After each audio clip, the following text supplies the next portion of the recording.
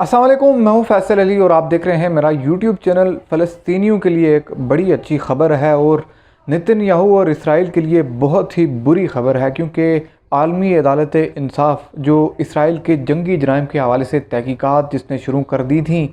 इस पर Donald Trump ने अपने दौर में पाबंदियां लगा दी थी। इसके अमले के मुख्तलिफ लोगों पर, इसके मुख्तलिफ प्रोसिक्यूटर्स, मुख्तलिफ जजेस और मुख्तलिफ इसके जो अरकान थे, इन पर ट्रेवल्स और इकॉनमिक सेंक्शंस जो हैं वो लगा दी थी। लेकिन जो बाइडन ने एक बहुत ही बड़ा स्टेप लिया है और गिरते हुए नेतन्याहू को एक धक्का और दिया है। इस वक्त नेतन्याहू पावर में नहीं है। इसराइल में इलेक्शंस के बाद एक बड़ी कंफ्यूजिंग सिचुएशन है और इसका बड़ा फ़ायदा उठा रहा है जो बाइडन, जिसने एक बड़ा फैसला किया है। और जो आलमी अदालत इंसाफ है, इस पर लगाई गई पाबंदियां थी अमेरिका की जानिब से, उनको ख़त्म कर दिया है। ये पाबंदियां क्या थी और कितने बड़े असरात मुरतब होने वाले हैं। अब नेतन्याहू, इनके डिफेंस चीफ और इनके दौर में होने वाले उन तमाम गलत फ़ैसलों पर जो इन्होंने इसराइलियों के जेनोसाइड, इनकी नस्ल कशी के लिए इन पर जंग मुसल्लत करने के हवाले से किए। इससे पहले हम आगे बढ़ें और आपको इसी बारे में मज़ीद बताएं, अगर आप हमारे चैनल पर नए हैं तो चैनल को सब्सक्राइब करें, वीडियो को लाइक करें और बेल आइकन ज़रूर दबाएँ ताकि आप आने वाली अपडेट से आगाह रह सकें और अपने फीडबैक से ज़रूर आगाह करें।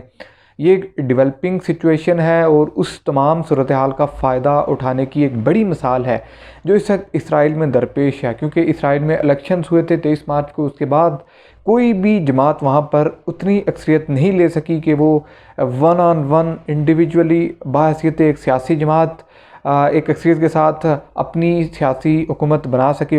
सके।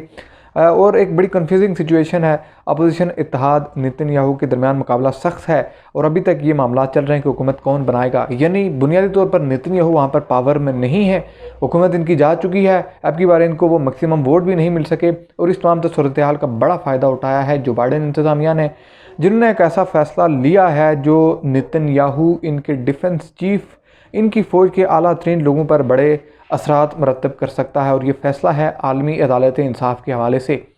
आलमी अदालत इंसाफ ने गुज़श्ता माह एक बड़ी स्टेटमेंट दी थी, जिसके बाद उस पर अमल दरामद का भी आगाज़ हो गया था। यानी इसने इसराइल के उन जंगी जराइम पर इन्वेस्टिगेशंस और प्रोसीडिंग्स शुरू कर दी थी जो इसने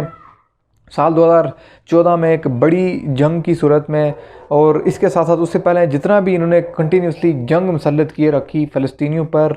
और उसके साथ साथ जितना भी कत्लेआम किया इन्होंने, और इनके टॉप के ऑफिशियल्स, इंटेलिजेंस के लोग और इनके डिफेंस मिनिस्टर, इस लेवल के जितने भी लोग थे, इनको नॉमिनेट करके अब जो आलमी अदालत इंसाफ है उसने प्रोसीडिंग्स का आगाज़ कर दिया है। यानी ये लोग गिल्टी निकलेंगे इन तमाम तर मामलात में, फ़लस्तीनियों के जेनोसाइड के मामलात में, कत्लेआम और इन पर जंग मुसल्लत करने के हवाले से, तो इन लोगों को सज़ाएँ दी जाएंगी। अब अहम तरीन सूरत हाल ये है कि नेतन्याहू पावर में नहीं है, और ये पावर में नहीं है तो इसी सूरत हाल का फ़ायदा उठाया है जो बाइडन ने, जिन्होंने वो तमाम तर पाबंदियाँ हटा दी हैं जो डोनाल्ड ट्रंप ने अपने दौर में लगाई थी। अब ट्रंप इंतज़ामिया ने पाबंदियाँ ये लगाई थी कि आलमी अदालत इंसाफ ने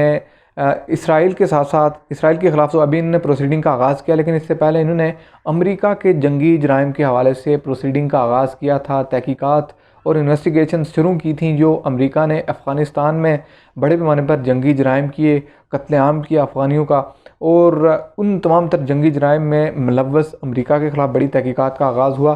तो डोनाल्ड ट्रंप इंतज़ामिया ने इसको अमरीकी सिक्योरिटी और सालमियत के लिए ख़तरा करार देते हुए जो इस आलमी अदालत इंसाफ का क्रू स्टाफ था, अमले के लोग थे, मुख्तलिफ प्रोसिक्यूटर्स थे, जजेस थे, मुस्लिम मेंबर्स थे, इनके ख़िलाफ़ पाबंदियाँ लगा दी। इन पर आप कह सकते हैं कि इन पर सफरी पाबंदियाँ भी लगी, इनके एसेट्स भी फ्रीज़ किए गए मुख्तलिफ बैंकों में, और अमेरिका का ये लोग सफ़र नहीं कर सक रहे थे। अब इन तमाम तरह पाबंदियों का एक बड़ा फ़ायदा था, एक बड़ा प्रेशर बिल्ड था अमेरिका की जानिब से इस आलमी अदालत इंसाफ पर। अगरचे इंसानी हकूक़ की मुख्तलिफ तंजीमों ने इस फ़ैसले को कलअदम भी करार दिया था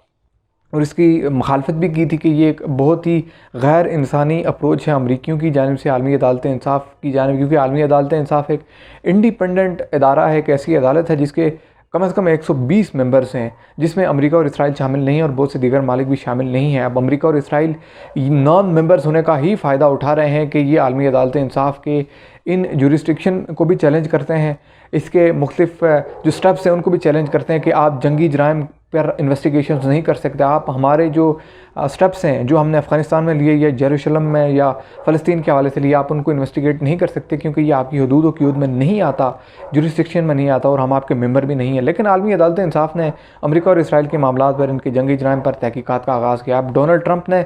इस आलमी अदालत इंसाफ के सीनियर जजेस, प्रोसिक्यूटर्स और बहुत से जो क्रू स्टाफ है इस पर पाबंदियाँ लगाएं, ट्रैवल बैन्स, एसेट्स फ्रीज जैसे मामला किए। लेकिन अब जो बाइडन जाके इन तमाम तर मामला को रिवर्स कर रहे हैं।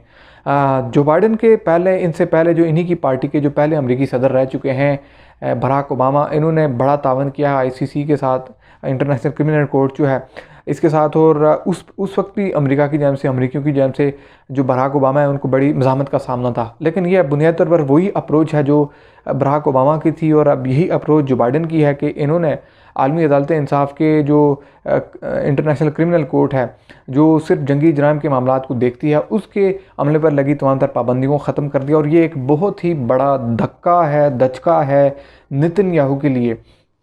क्योंकि नेतन्याहू इस वक्त पावर में नहीं है। अब पावर में नहीं है और ये भी खदशात है कि ये दोबारा हुकूमत नहीं बना सकेंगे, और हुकूमत इनकी पार्टी की बन भी गई तो ये वज़ीर-ए-आज़म नहीं हो सकेंगे। इस तरह के खदशात पाए जा रहे हैं इसराइल में, क्योंकि इनके ख़िलाफ़ कुछ चार्जेस भी चल रहे थे इसराइल में, और इनसे आवाम वहाँ की तंग भी आ चुकी थी कुछ हद तक। कुछ फ़ैसले इनके अच्छे भी थे जो इन अरब स्टेट्स के साथ इसराइल के तल्लुकात बनवाए, लेकिन बहरहाल वहाँ की जो डिसीजन मेकिंग पावर्स हैं उनको ये अब एक आँख नहीं भा रहे हैं, और इसकी भी कुछ वजूहात हैं। लेकिन एक चीज़ बड़ी अहम है कि ये अब पावर में नहीं है और ये हुकूमत बनाने की कोशिश कर रहे हैं, और इस वक्त बेयार और मददगार हैं। और इस तमाम से सूरत हाल में अमेरिका जैसे दोस्त मुल्क ने, जो बाइडन इंतज़ामिया ने, जो बाइडन इंतज़ामिया यहाँ आपके समझने के लिए ये भी ज़रूरी है कि ये वही इंतज़ामिया है जिसके पहले दिन के आने के बाद ही, इक़्तिदार में आने के बाद ही जो बाइडन के नेतन्याहू के साथ कुछ ख़ास जो है वो मामला नहीं बन पा रहे थे। इसकी बड़ी वजह इसराइल और नेतन्याहू जो हैं वो अमेरिका की ईरान के साथ जो न्यूक्लियर डील है वो बहाली में बड़ी रुकावट पैदा कर रहे थे। अब इस तमाम तर सूरत हाल में अहम तरीन ये है कि नेतन्याहू बेयारो मददगार हैं, हुकूमत बनाने की कोशिश कर रहे हैं, और इस तमाम तर कन्फ्यूजिंग सिचुएशन में जो बाइडन ने एक पत्ता खेल लिया है और उसने अब वो पाबंदियाँ हटा दी हैं उन आलमी अदालत इंसाफ के उन अहम तरीन लोगों पर से। वही लोग जो प्रोसीड करेंगे इसराइल के जंगी जराइम के मामले को, जंगी जराइम के मामले पर तहकीकात को आगे बढ़ाएंगे, और ये एक बड़ा सपोर्ट है। और आलमी अदालत इंसाफ का जो जंगी जराइम देखने वाली अदालत है इंटरनेशनल क्रिमिनल कोर्ट, उसने अमरीकियों के इस फैसले को, जो बाइडन के इस फैसले को खुशामदीद कहा है। इसका मतलब ये है कि एक बड़ी सपोर्ट मिल चुकी है आलमी अदालत इंसाफ के क्रिमिनल कोर्ट को इसराइल के मामले पर इन्वेस्टिगेशंस और प्रोसीडिंग्स आगे बढ़ाने के हवाले से। अब इस मामले सूरत हाल में ये एक बूस्टअप है इंटरनेशनल क्रिमिनल कोर्ट को इसराइल के जंगी जराइम को इन्वेस्टिगेट करने के हवाले से जो उसने गज़ा में और फ़लस्तीन के मामला पर किए। तो ये एक बड़ा धचका भी है नेतन्याहू के लिए, क्योंकि अब फ्रीली और इंडिपेंडेंटली आलमी अदालत इंसाफ काम करेगा, और अगर उसने गिल्टी साबित कर लिया नेतन्याहू को, इनके डिफेंस मिनिस्टर्स को और इनकी मिलिट्री के टॉप के लोगों को, तो इनको संगीन सज़ाएँ भी दी जा सकती हैं। लेकिन दूसरी जानिब अमरीकियों की स्टेटमेंट ये भी है कि हम अमेरिका और इसराइल के हाल से जो आलमी अदालत इंसाफ तहकीकात कर रही है उसकी मज़म्मत भी करते हैं, क्योंकि हम इनके मेंबर्स नहीं हैं। चैनल को ज़रूर सब्सक्राइब करें, वीडियो को लाइक करें और अपने फीडबैक से ज़रूर आगाह करें, और वीडियो पसंद आए तो शेयर ज़रूर करें। अल्लाह हाफिज़।